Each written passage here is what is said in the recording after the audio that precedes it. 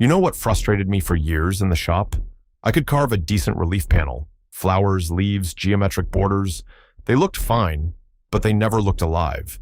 They never had that feeling of movement, like the design was crawling across the surface of the wood with a mind of its own. Then, about 6 years ago, I traveled to Norway and stood in front of the north portal of the Ørnes Stave Church. And I'm telling you, I just stood there with my mouth open. These carvings were almost 1,000 years old, and the animals in that wood looked like they were still moving. Serpents winding through each other, jaws open, tails looping back around and threading underneath, all carved with hand knives into solid timber. That trip changed how I carve. Today, I'm going to walk you through exactly what I learned about Viking carving techniques, the specific styles, the knife work, and the thinking behind it. And stick around to the end because I'll show you a traditional Scandinavian knife grip that gave me more control on fine curves than anything I've picked up in 40 years of carving. Let's get into it. Viking relief carving represents one of the most sophisticated decorative traditions in woodworking history. And what makes it remarkable for us today is that it was done with tools most of us already own. Once you understand their design logic and their cutting sequence, you can bring this kind of depth and movement into your own work. So, let me start with who these carvers were and why their methods still hold up. When most people think about Vikings, they picture warriors and longships. But behind every one of those ships was a community of craftsmen who ranked among the finest woodworkers the world has ever seen. Viking culture stretched from roughly the 8th century through the 11th century across Scandinavia, and wood was the center of everything they built. Ships, homes, sledges, furniture, religious temples. They didn't have the luxury of abundant hardwood forests the way continental Europe did, so they worked primarily with what they had. Oak for structural work, especially on ships, pine for building, and lime, what we call linden or basswood over here, for their finest decorative carving. Here's what struck me when I started studying their carvings seriously. These weren't artists in the way we think of artists today. They were working tradesmen solving real problems. A carved dragon head on the prow of a ship wasn't just decoration. It served a spiritual function, protection against sea spirits. The interlaced patterns on a doorframe weren't just pretty. They were believed to ward off evil and mark a threshold as sacred. So every carved line had a purpose, and that purpose demanded precision. You couldn't carve a protective symbol sloppily. It had to be exact. And that combination of spiritual seriousness and practical craftsmanship is what produced carving techniques that are still worth studying 1,000 years later. The two major styles I want to focus on today are the Oseberg style from around the early 9th century and the Ørnes style from the late 11th century. The Oseberg style is bold and muscular. You see it on the famous Oseberg ship burial artifacts, the cart, the bedposts, the sledges. It features what scholars call gripping beasts, animals whose paws reach out and grab the border of the frame or grip onto neighboring creatures. It's dynamic and almost aggressive. The Ørnes style came later and is more refined. The animals become thinner, more elegant, more asymmetrical. They weave through each other in flowing figure-8 patterns, and the sense of depth is extraordinary. Both styles rely on the same fundamental carving principles, and those principles start with how you choose your wood. The first thing I noticed watching a traditional Scandinavian carver work was how long he spent just looking at the wood before he ever picked up a knife. He'd turn the blank over, study the end grain, run his thumb across the face, and sometimes reject a piece that looked perfectly good to me. What he was doing was reading the grain direction and checking for consistency. Viking carvers preferred straight-grained quarter-sawn material whenever possible. In lime or basswood, that gives you a blank where the grain runs predictably in one direction, which means your knife cuts cleanly no matter which way you push. In a flat-sawn board, you get areas where the grain reverses or dives, and that's where your knife digs in and tears instead of slicing. For Ørnes-style interlace especially, where you're making long, sweeping curves, a torn fiber ruins the line completely.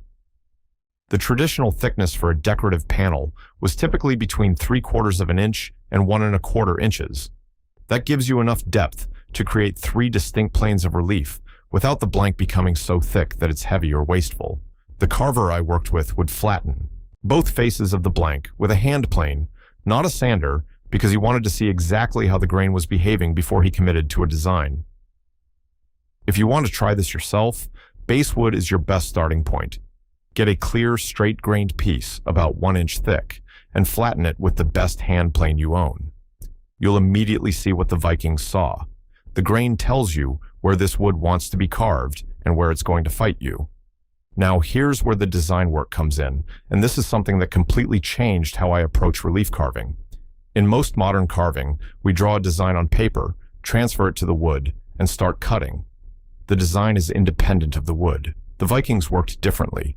Their interlaced patterns were built on a geometric grid, but the specific flow of the animals was adapted to the blank. The Urn's style uses a system of overlapping loops. Imagine a ribbon that crosses over itself in a figure 8. Then imagine that ribbon is actually a serpent with a head at one end and a tail at the other, and a second serpent is woven through it going the opposite direction. That's your basic Urn's interlace. The way to lay this out is to start with the major curves first. Using a pencil directly on the wood, draw the primary serpent as a smooth flowing line, about 3/8 of an inch wide, that loops across your panel in broad curves. Then draw the second creature weaving through it, going over where the first goes under and under where the first goes over. This over-under rhythm is the entire secret to Viking interlace. It's what creates the illusion that these animals are three-dimensional, that they're actually threading through one another in space. The Oseberg gripping beast style uses the same over-under principle, but with chunkier, more compact animals. The creatures are boxier, their limbs are thicker, and their paws extend out to grip the border frame or each other. If you're starting out, I'd actually recommend beginning with the Oseberg style, because the thicker lines are more forgiving. You can move to the delicate Urn's ribbons once your knife control improves. One critical detail. When you draw your interlace, mark every crossing point clearly. Write an O where a ribbon goes over and a U where it goes under. This map is everything. When you start carving, those markings tell you which surface stays high and which gets carved down, and if you lose track even once, the whole weave falls apart. By the way, if you are enjoying learning about these shipwright methods, I put together something I think you will really appreciate.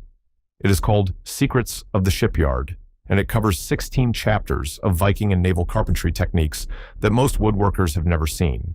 150 pages of real hands-on knowledge. You can grab your copy by scanning the QR code on screen, or just use the first link in the description. All right, let us keep going. This next method is the one that really changed things for me, because it's so different from how most of us were taught to approach relief carving. Modern carvers typically reach for a V-tool to outline their design, and then use gouges to remove the background. The Viking approach starts with two cuts that most American carvers rarely use together, the stop cut and the stab-in. A stop cut is a vertical cut straight down into the wood along your design line. You place the edge of your knife right on the pencil line and push straight down, about 1/8 of an inch deep to start. You're not removing any wood yet. You're creating a wall. Then you come in from the waist side at a low angle, roughly 20 to 30 degrees, and slice toward that vertical wall. The chip pops out cleanly because it has nowhere to go. That's your stab-in. The stop cut defines the boundary.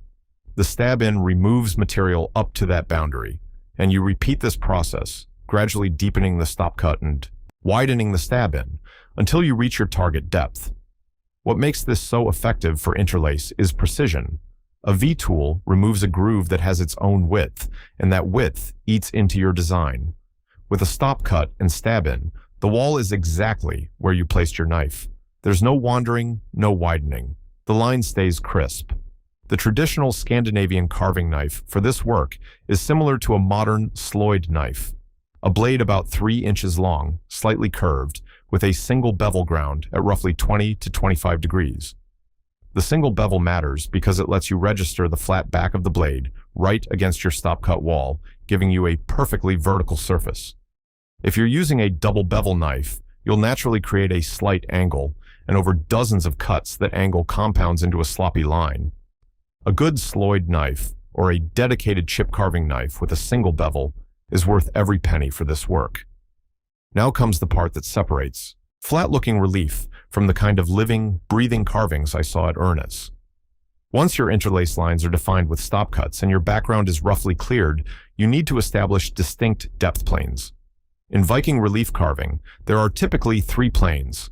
The top plane is the surface of whichever ribbon or creature is crossing over. The middle plane is the surface of the ribbon passing underneath. And the lowest plane is the background, what they call the ground. The key is that these planes must be clearly separated. The top ribbon surface stays at the original wood surface. The underpassing ribbon gets carved down about 1/16 to 1/8 of an inch below that, and the ground gets taken down another 1/8 of an inch below the underpassing ribbon. This is where a shallow sweep gouge, a number 3 or number 5 sweep about 1/2 an inch wide, becomes essential for clearing the ground efficiently. But the magic happens at the transitions, where a ribbon passes under another ribbon. You use your knife to create a gentle slope, a ramp, where the surface dips down and then disappears beneath the crossing ribbon. And here's the real trick. You slightly undercut the edge of the top ribbon where it crosses over. That means you angle your knife inward, removing a tiny amount of material beneath the overhanging edge. This creates a shadow line, and that shadow line is what makes the eye believe that one creature is genuinely passing behind another. Without the undercut, the carving looks like a flat pattern with different levels. With the undercut, it looks alive. The Oseberg bedpost carvings use this technique extensively. The gripping beasts have paws that appear to reach forward out of the wood because the surfaces behind them are undercut just enough to cast shadow. It's pure illusion, created with nothing more than a knife and an understanding of how light falls across carved surfaces. The final carving step is one that still surprises people when I mention it.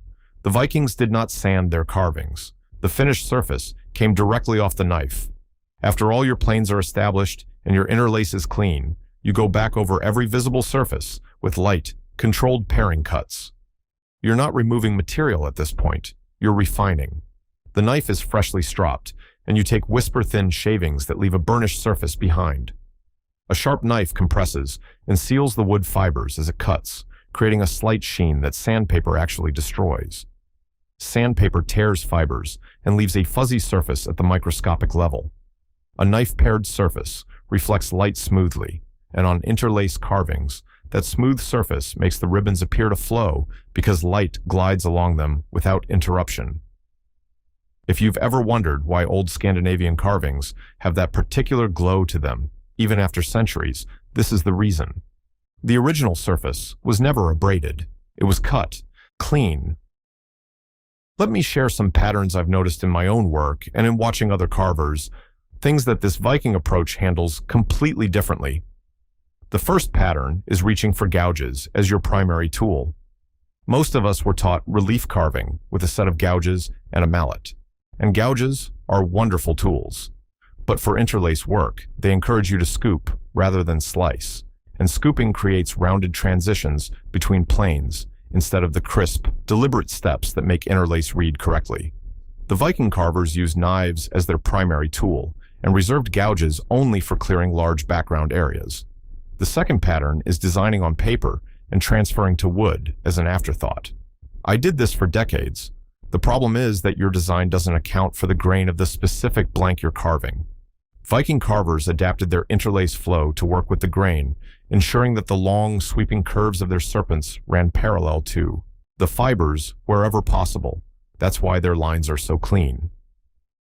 The third pattern is sanding between stages. A lot of us sand the background flat after grounding, then sand again after detailing. Every time you sand, you soften the edges between your planes. You're literally erasing the shadow lines that create the illusion of depth. The Viking method of knife paring preserves every edge exactly where you placed it. The fourth pattern is inconsistent depth. Without a deliberate three-plane system, most relief carvings end up with surfaces at random depths. It looks busy instead of organized. The Viking discipline of top plane, middle plane, and ground gives your eye a clear hierarchy, and that hierarchy is what turns a carved panel into a story that reads from left to right across the wood.